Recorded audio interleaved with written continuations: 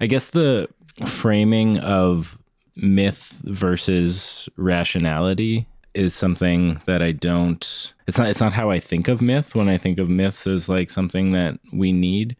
But if your definition of myth is like believing silly, irrational, untrue things, then it's probably not a good thing, I don't think.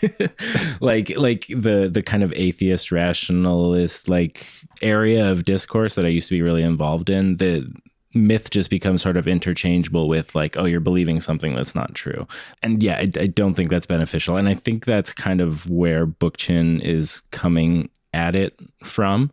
I asked a friend of mine who's more into Bookchin than I am about it, and just to be clear that I was going to represent his ideas properly, but in Bookchin's conception of the progress of history, myths are like pre-enlightenment, pre-rationality ideas for group cohesion, in the absence of these higher forms of reason that we've achieved since then. And he's critical of the idea of creating myths.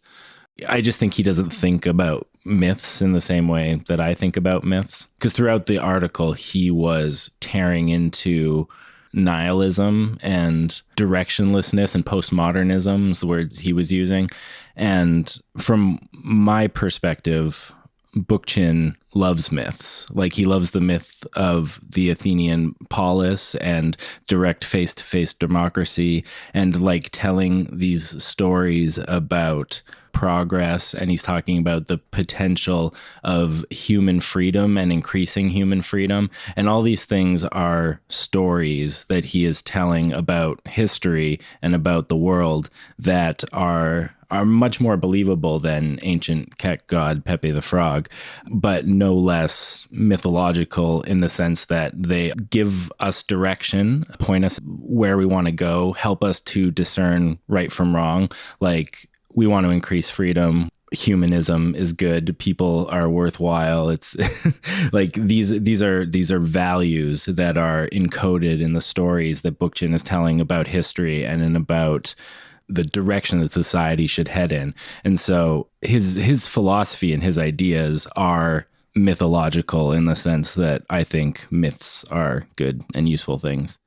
Yeah, and I feel like even on another level, like you and I and some others who have been involved in the project of helping to popularize his writings, we've mythologized him in a sense as like this like leadership character who had this vision of the world. And in that sense, like living according to our ideas of Bookchin is mythological in itself as people who enjoy his writing or enjoy the bulk of his ideas. So I think in my mythology of Bookchin, this is a dedicated, not just a theorist, but an activist. He worked a large part of his life to try to actualize a higher form of society that he believed very sincerely in.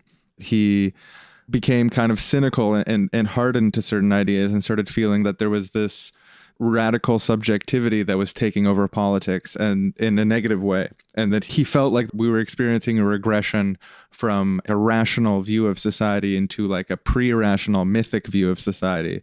And that's how he conceptualized it.